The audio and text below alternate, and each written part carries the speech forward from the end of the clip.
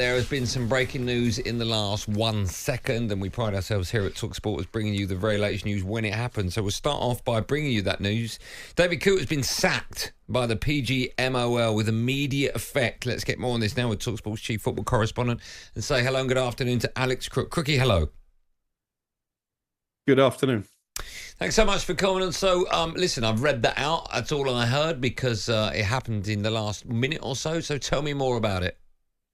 Yeah, as you say, this is breaking news. We've just been sent a statement by the PGMOL. They're the governing body in charge of referees, not just in the Premier League, but the EFL and the FA Cup as well. And they say that following the conclusion of a thorough investigation into David Coote's conduct, his employment with the PGMOL has been terminated today with immediate effect. David Coote's actions were found to be in serious breach of the provisions of his employment contract, with his position deemed untenable. Supporting David Coote, they go on to say, continues to be important to us and we remain committed to his welfare. David Coote has a right to appeal the decision to terminate his employment. So I don't think any of us are really too surprised. Obviously, that the first video that we saw was David Coote making some X-rated comments about Liverpool and their manager, Jurgen Klopp. Then there was a second video that emerged allegedly from a UEFA hotel during the European Championships last summer of Coote snorting white powder.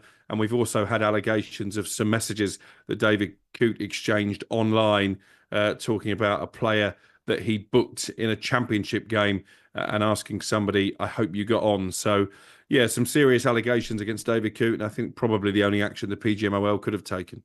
Crookie, I guess the obvious question then is, do you think, I know you don't know that yet because the decision's quite recent, can you see a refereeing in this country ever again at any level? I think it's difficult because, as I say, the PGMOL aren't just in charge of Premier League officials. That's obviously where they come under most scrutiny, but they're also in charge of appointments in the Football League for the FA Cup and the EFL Cup as well. So you're going right the way down to non-league if he is to rebuild his career. He was a UEFA official as well. We know that they're conducting their own investigation, particularly into that video that allegedly was taken during the European Championship. So I think as we sit here now, obviously pending a potential appeal, it's difficult to see David Coote resuming his career. Crookie, how much of a bad look is this on the PGMOL, not just in this country, but in terms of European? Because, of course, we've got a major tournament coming up with the World Cup. Do you think this will damage the reputation of English referees? Well, it's not great, is it? Particularly what allegedly happened at the Euros. I think also the latest allegations that we had, about 3 weeks ago now, the conversation allegedly about booking a Leeds United player during a championship game, that will only add fuel to the supporters out there who believe that there is the possibility for referees to be corrupted. David Coote denied any corruption in relation to that video, dismissed it as banter initially, and then obviously came out with quite a strongly worded statement defending himself. So I think the PGMOL had to be seen to take strong action. I know that the Liverpool incident was raised by Liverpool at the last Premier League shareholders meeting, so there was a little bit of pressure being applied by them as well. And I think David Coote probably would have come under a fair bit of criticism from his fellow officials as each one of these videos was released. Okay, let me ask you, it doesn't, I'm reading the statement again, it doesn't specify at all any of the incidents that you've mentioned. It doesn't talk about the first video that went out when he was saying things about Jurgen Klopp. It doesn't talk about the second one when he was allegedly sniffing the white powder, and it doesn't talk about the third one either, where he told a friend he should have got on it with regards to booking a player. There are a couple of words in it where it says following the conclusion of a thorough investigation into his conduct, and then the other one says Coote's actions were found to be in serious breach of provisions of his employment contract, etc. But are you suggesting that it's taken everything he's done and then they've made that decision? Do you think that they will come out at a later date and give reasons as to what each of those videos meant to what led to the determination of his contract, the termination of it? Sorry. Do you think what I'm saying is, do you think it's one whole reason as to why he's been sacked, or were they specifically pinpoint one or two moments throughout those 3 or 4 videos that have been put out? I guess we'll find out more once we know if David Coote plans to appeal or not. I have gone back to the PGMOL, actually, as we've been on air, and said, is there any more information that you can share with us at this stage, trying to answer some of those questions, Andy, that you've rightly just put out there. And at the moment, they're saying there's nothing else to share at present. I'd imagine we will get more details of that investigation. We might even get a full report. Obviously, it was launched after the initial video, the video of him making those comments about Liverpool and Jurgen Klopp. And there will be people out there who deem that alone was probably enough to find David Coote in breach of his contract and therefore see his employment terminated. But I think when you put everything together, if indeed that is what has happened, there really didn't look like a way back, did there? But I think the PGMOL are almost going to be obliged to release their full findings in due course. But I would imagine they're waiting to see if David Coote appeals first and foremost.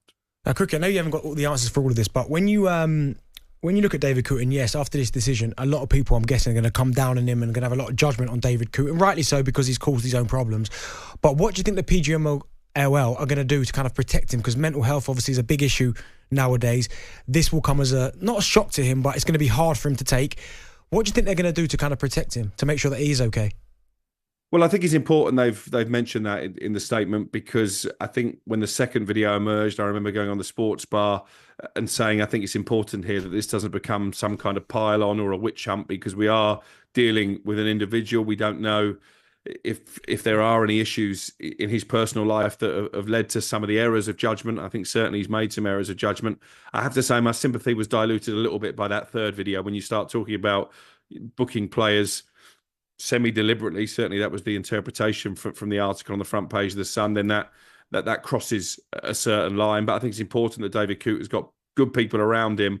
I think we all agree that whoever has leaked these videos to the media, and we can only assume the reasons behind that, I'd imagine that they're not a pal of David Coote anymore. Mm-hmm. It's a pretty terrible thing to do, but that doesn't excuse David Coote for putting himself in that position in the first place. If you remember the initial video, he actually says at the end of that video, this can't get out. Now, if you know that what you're saying is going to cause you a problem to such an extent that you're telling the person filming you, this can't ever go out, why are you allowing yourself to get put in that position in the first place, would be my question. Okay. Do you think this would be the end of it, or do you think it could be is it a big house of cards, do you think? If he feels as though he's being targeted, could he maybe throw people under the bus or not? Are you hearing anything like that?